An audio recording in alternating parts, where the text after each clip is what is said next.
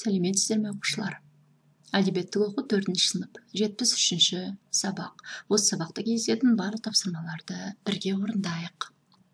Бүгінгі сабақтың тақырыбы жануарлар туралы тағы не білеміз? Ыбырай Алтынсарин жаман жолдас мысал әңгімесі мен Маша мен Аю ертегісіндегі аюлардың мінез құлқын сипатта. Бірінші суретте Ыбырай Алтынсарин жаман жолдас әңгімесі берілген.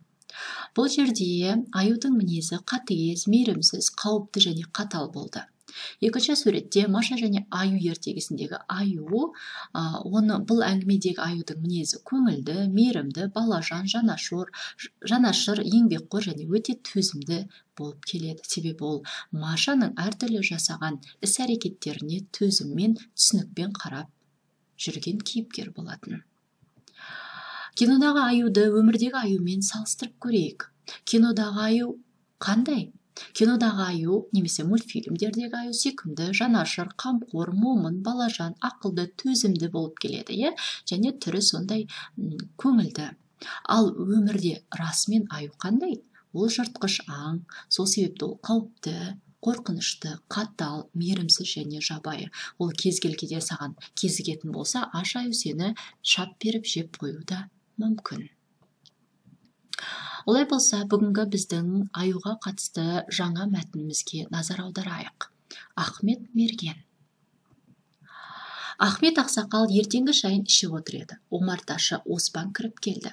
Өңінде абыржу бар. «Иә, Османжан, ертелет, неғып жүрсің?» деді ақан. «Ақа, өте қиын жағдай болып тұр. Омартама бір аю 2 түн келіп, 2 жәшігімді шағып, балымды жеп кетті. Сол пәледен құтқарыңыз», деді Оспан. «Өзің көрдің бе, қай жақтан, қай мезгілде келеді?» «Әлет жақтан таңға жақын келеді. Қоңыр аю келеді де шетте тұрған жәшікті тасқа бір қойып шағып балын жейді. Атуға қорықтым». «Атпағаның дұрыс болған», деді Ахмет. «Өлтіре алмасаң өзіңді мерт қылады. Құсақтың сары аю кісіге шабады, ал әлеттің қоңыр аю болса зиянсыз, момын, оны атуы обал», дейді. «Ахау, ол пәле шаруашылыққа зиянын тигізіп жатса қалай шыдайсың?» «Өлтірмеу керек», деді ақаң. «Сол маңайға келмейтіндей етіп қатты қорқыту керек. Олай болса сол маймақты өзіңіз бір жөнге салып беріңізші». «Жарайды».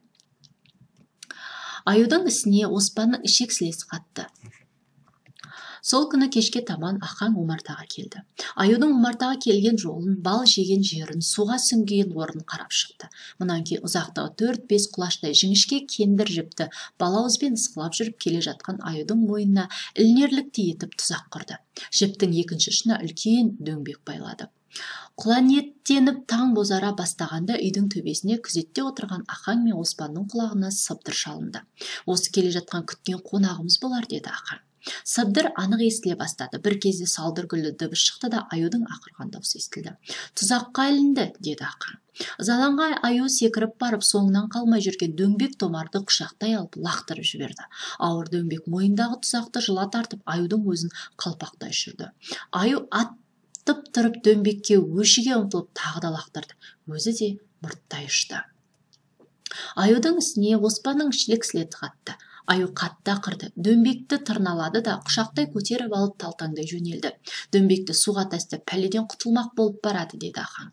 Құсақ өзенінің бұл тұстағы ағыны қатты, жағасы тік. Аю дөңбекті суға атып жібергенде өзі де бірге құлап түсті. Су ағызған аю тұзақ буындырып жағаға шығуға ерік бермейді.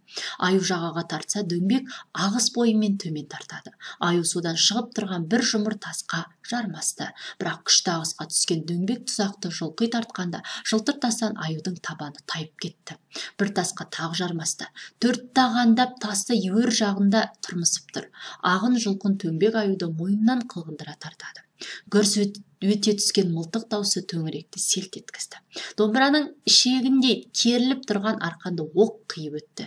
Дөңбекке, көбікке көміліп ағып кете барады.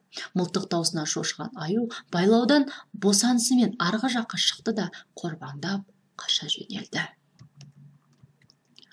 Соңынан қарап тұрған ақаң: «Қатты қорыққан шығар, енді сенің омартаң маңайына баса қоймас. Егер тағы да тентектік жасаса, осылай үркітіп жібер», деді де күлді. Бұл кезде Тарбағатай тауының бір қырқасынан алтын шұғыласын шашқан күн де көтеріліп келе жатты. Балалар, әңгіме егерде сіздерге түсінікті болса, Осы әңгімеде кездесетін сөздермен таныс болайық. Әлет деп отырғанымыз бұл жерде жер атауы, дөңбек жуан ағаштың кесіндісі, құланниектену деген таң ата бастау деген мағынаны білдіріп тұр. Олай болса, біліп жүргенің жақсы. Балауыз араның безінен бөлінетін зат. Адамдар ежелден оны шаңырақ жасауға, шырақ жасауға қолданған. Яғни мынадай шырақты осы араның балауызынан жасаған екен. Ойымызбен бөлісейік. Ахмет қоңыр аюды неге атқызбады? Егерде өлтіре алмасаң, өзіңді мерт қылады. Құсақтың сары аюды кісіге шабады, ал әлеттің қоңыр аюы зиянсыз момын, онады обал деп атқызбаған еді. Яғни бұл жердегі аю құсақтың сары аюы болатын. Егерде ол өзі өлтіре алмай қалатын болса, аю оны өлтіріп тастауы мүмкін еді. Сол себепті атқызбады. Келесі сұрақ, Ахметтің мергендігі оқиғаның қай сәтінде көрінеді? Ахметтің мергендігі домбыраның ішегінде керіліп тұрған арқанды алыста отырған Ахмет үзіп атқанда, оның мергендігін сол сәтінен, сол жердегі жазбадан байқай аламыз. Мәтіндегі негізгі ойды түсіндір. Мәтіндегі негізгі ой: қандай қиыншылық болса да, егерде жыртқыш аңдар сіздің өзіңіздің аулаңызға шабуылдап, немесе сіздің жасап отырған шаруаңызға кедергісін келтіретін болса, ол аюды атпай, керісінше тек үркіту керектігін үйрету. Егерде өзіңіз істей алмайтын болсаңыз, өз ісін жете меңгерген Ахмет сияқты ісін тиянақты істей алатын адамға тапсыру. Яғни кез келген істе жауапты болуға, жыртқыш аңдардан сақ болуға баулайды, және оларды өлтірмей тек қорқытуға шақырады екен. Келесі жеке жұмыс жасаймыз. Аюға тән сипаттаманы тап. Ақырды қорбаңдады, талтаңдай жүгірді, ұлыды, ысқырды, ырғып кетті. Әрине бұл сіздерге түсінікті шығар деп ойлаймын. Ақырды қорбаңдады, талтаңдап жүрді деген аюға тән іс-қимылдар. Ал ұлыды, ысқырды, ырғып кетті деген ол ұлиды, мысалы, қасқыр болуы мүмкін. Келесі 7-ші тапсырма. Ахметтің орнына араларды кейіпкер етіп алып, мәтінді өзгерте алар ма едің? Оқыған ертегі түрінде әңгімеле. Бұл жерде мына суретке қарап отырып, Ахметтің орнына араларды кейіпкер ретінде алып, олардың өз ұясын қорғау жолында аюдан құтылу үшін жасаған іс-әрекеттер бойынша құрап әңгімелеп айтуға болады. Бұрынғы өткен заманда Сарыбай деген жігіт болыпты. Оның көптеген омартасы бар екен. Ол омартасына үнемі аю келіп шабуылдайды екен. Сол аюдан оны өлтіріп құтыла алмайтынын білген бала айла ойлап табады. Бір күні осы аралардың өзін аюды шағуға жұмсайды. Аюдың аралардың шаққанынан қорқып қалғаны соншалық, бұдан кейін үркіген жеріне қайта оралмады деп қысқаша қарастыруға болады. Олай болса, сабағымызды қорытындылайық. Жазушы суреттеген оқиғадан қандай ой түйдің?